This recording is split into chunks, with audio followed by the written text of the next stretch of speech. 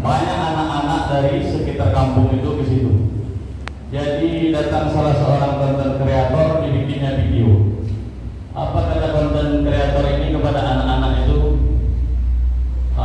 Apa dosa yang kau bikin hari ini nak? Dia anak itu, dia pakai peci, pakai sarung di sini. Ada dua apa?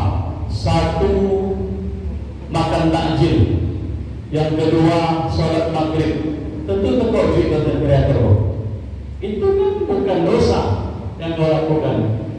Iya Pak, tapi saya orang Kristen kita ini. Karena banyak takjil saya ikut berebut, kemudian saya ikut sholat maghrib. Ini hanya anekdot saja. Begitulah kegembiraan anak-anak kalau makanan banyak. Ada namanya dakwah bil ta'am. Ada masjid besar baru dibangun di Markoyan, nama masjidnya Al Husna. Jumat kemarin khatib di situ Profesor Abdul Somad. Jadi orang keluar dari masjid itu dibagikan. Ada 7 orang tukang bagi nasi bungkus. 7 orang tukang setiap Jumat KM. Imamnya habis yang ceramah. Jadi Bapak yang muliakan oleh Allah Subhanahu wa taala, pada malam kelima Ramadan ini kita sama-sama dalam kehidupan ini masih Allah beri kesempatan untuk melaksanakan ibadah, melaksanakan qiyamul lail. Pada malam hari yang berbahagia ini kita akan uraikan sedikit tentang hadis Nabi. Ini hadis Nabi ini dari Anas bin Malik. Ini kita kenal sahabat Nabi. Waktu itu dia masih kecil. Jadi Anas bin Malik ini kerjanya dalam sejarah itu kita tahu, kalau Nabi masuk ke masjid dulu, Anas bin Malik diambilnya sandal, diambilnya terompa sandal Anas bin Malik, sandal Rasulullah oleh Anas bin Malik ditaruh di dalam jubah. Jadi dalam masjid kalau duduk dalam pengajian itu gombu apa itu baju Anas bin Malik itu macam kok terompa Rasulullah dari kopi di Anas bin Malik itu. Jadi dia mendapat doa Rasulullah. Apa doanya? Dipegang kepalanya oleh Rasulullah, Allahumma faqihu fid din wa 'allimhu ta'wil. Ya Allah, jadikanlah Anas bin Malik ini ilmunya luas, pengetahuan agamanya dalam, dapat doa dari Rasulullah sallallahu alaihi wasallam. Hadis ini Anas. Jadi hadis ini dari Anas, apa kata beliau? Anas radhiyallahu anhu qala Rasulullah sallallahu alaihi wasallam, tasahharu fa inna fis sahuri barakah. Rawahu Saikhani ini adalah Bukhari dan Muslim. Jadi judul untuk kita malam hari ini keberkahan dalam makan sahur. Kadang awak kan malah makan sahur kok. Rupanya di sahur itu ada keberkahan. Akan kita bahas malam ini. Seperti apa keberkahan pada makan sahur ini? Jadi Bapak dimuliakan oleh Allah Subhanahu wa taala, kenapa di pada saat makan sahur itu ada keberkahan? Ketika masuk azan maghrib, Allahu Akbar, itu disegerakan berbuka puasa, bukan langsung sholat. Makan dulu, dibukakan puasa dengan yang manis-manis, yang tak masak oleh api, atau kalau tidak ada juga mampu membeli pisang air putih. Tapi yang merasa orang Kota Baru, tidak ada yang tak mampu beli pisang. Apa tentu tadi sore yang lewat, yang datang menyuguh istiqomah ko, ide kanan setengah daya penuh. Ada semangko yang lama kowe yang bisa beli semangko sekowe ini, ada pisang, ada gambil-gambil, ada jatuh kecobu, lengkap ide kanan. Entah lagi makan sampai di rumah tadi do. Yang penting di molilu, hawa nafsu, hawa godang, asu-asu kan makan. Tamakan dia tinggal dah sombong cia umur 50 kan dia lawan cerat teman. La ilaha illallah. Jadi ada keberkahan. Kenapa ada keberkahan pada makan sahur? Yang pertama, keberkahan itu turun karena malaikat berselamat atas orang-orang yang sahur. Jadi sahur itu sunnahnya di penghujung waktu. Sahur itu di penghujung waktu. Kalau pulang dari tarawih kita makan, itu namanya makan malam. Boleh, tak ada yang salah. Yang penting berniat. Jangan sampai tak berniat. Kalau puasa besok tidak berniat, tidak sah puasanya. Karena niat itu adalah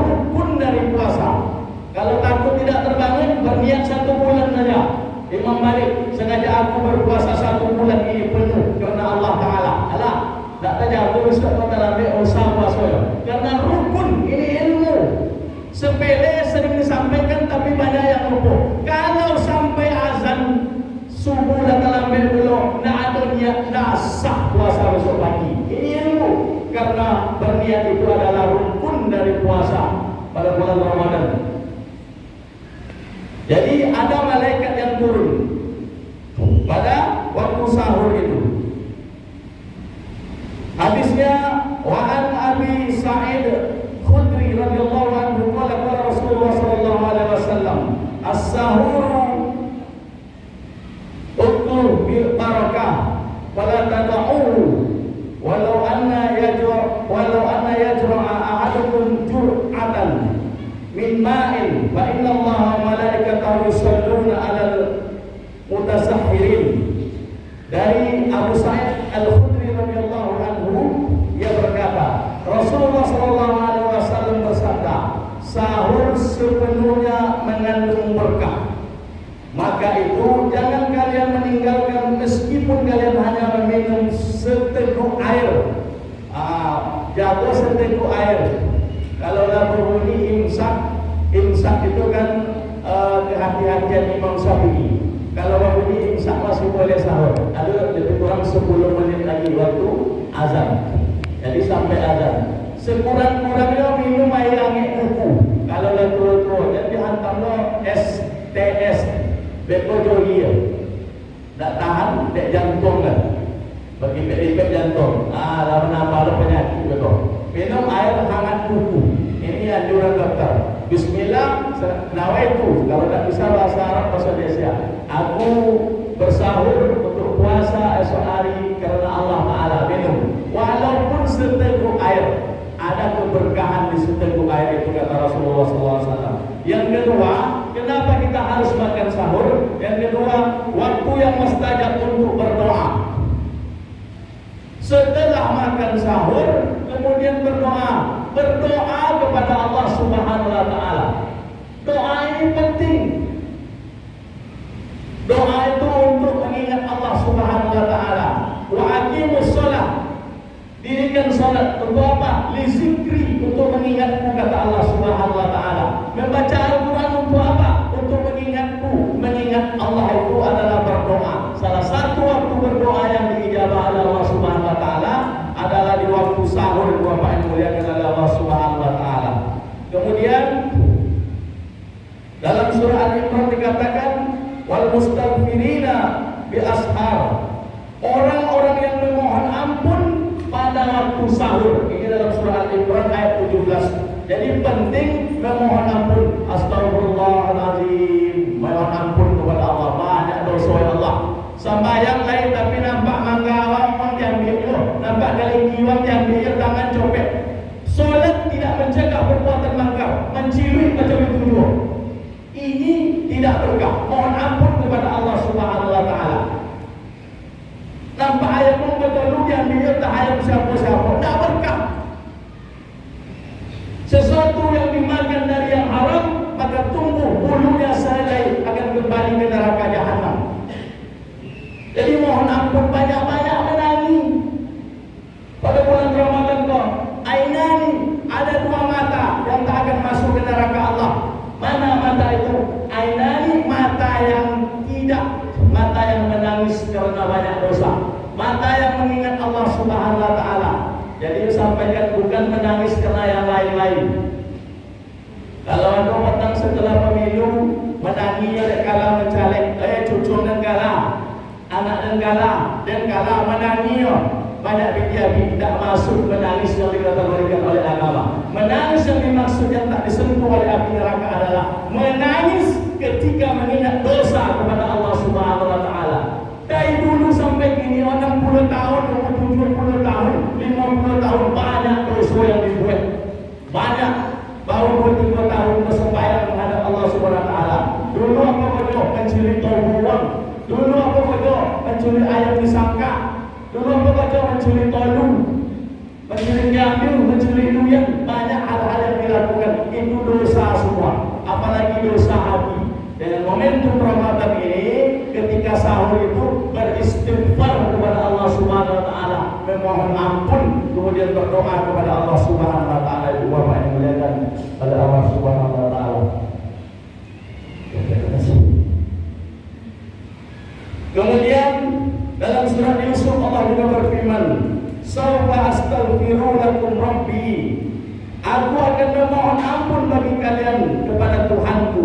Nabi Yakub menangguhkan doanya itu sampai waktu sahur. Jadi Yakub alaihissalam, Nabi Allah, menunggu waktu sahur itu untuk berdoa kepada Allah Subhanahu wa taala. Ini ada dalam surat Yusuf ayat 98. Telah disebutkan di dalam kitab Sahihain, kitab sunnah, kitab musnad yang diriwayatkan melalui berjalur dari sejumlah sahabat Rasulullah SAW. Rasulullah bersabda, "Yanzilullahu tabaraka wa ta'ala fi kulli lailatin illa as-sama'i dunya hina yabqa salasal layalil akhir fa yaqulu hal min sa'ilu fa'utiyah hal min da'in fa'astajib lahu hal min mustaghfirin fa'aghfirlah."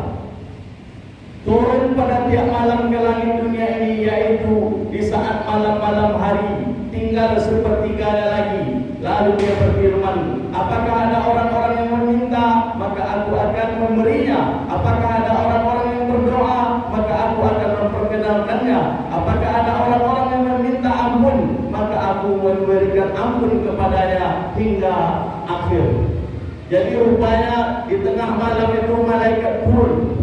Mana orang-orang yang minta ampun, mana orang-orang yang berdoa, mana orang-orang yang beristighfar. Ijabah doa-doa umatku, kata Allah Subhanahu wa taala.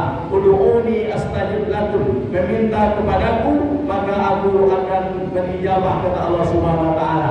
Yang ketiga, yang terakhir, kenapa ada pada makan sahur itu keberkahan? Karena pembeda puasa orang Islam dengan orang Nasrani. Jadi kalau orang Nasrani, kalau orang Kristen, saya punya kawan GM PT Adi Mulia, namanya JB Insinyur JB Seragi. Rupanya orang Kristen itu juga puasa. Kalau kami puasa punya 40 hari, kata Bapak JB Seragi sama saya. Tapi kami tak ada dari itu makan pagi itu. Langsung saja kita ada makan sahur. Yang membedakan puasa kita dengan puasa orang Kristen adalah pada sahur. Ini Bapak yang dimuliakan oleh Allah Subhanahu wa taala.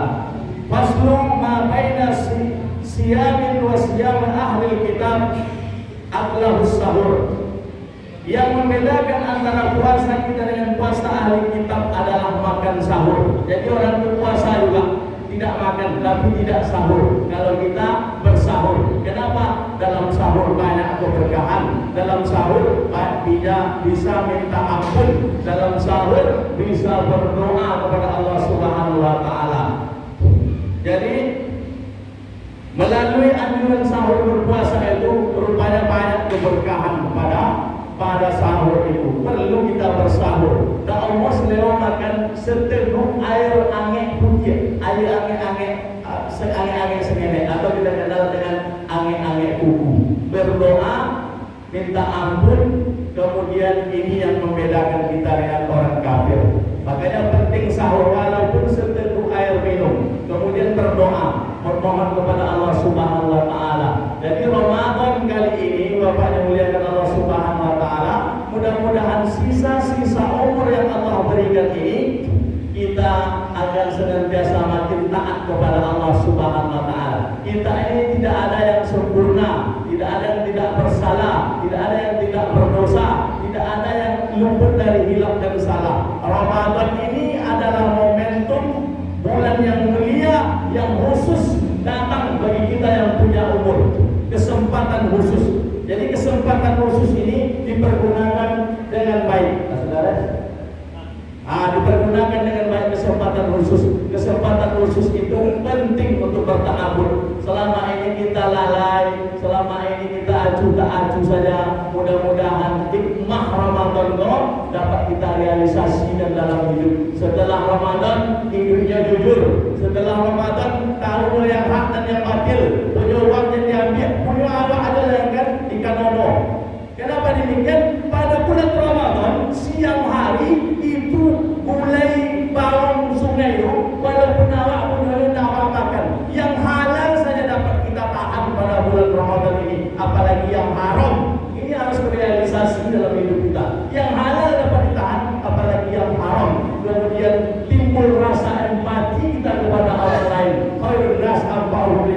sebaik-baik manusia, bermanfaat bagi orang lain, saling bantu-membantu, saling tolong-menolong. Kalau susah pinjam-pinjamkan, meminjamkan uang kawan dosa itu 8 mulai kali pahalanya lebih elok daripada bersedekah. Bersedekah pada bulan Ramadan Allah berikan 100 ganjaran. Kalau 100 dikali 18 berarti berapa dulu? 1 dikali 8 boleh. Begitu banyaknya. Ada orang kaya itu dia.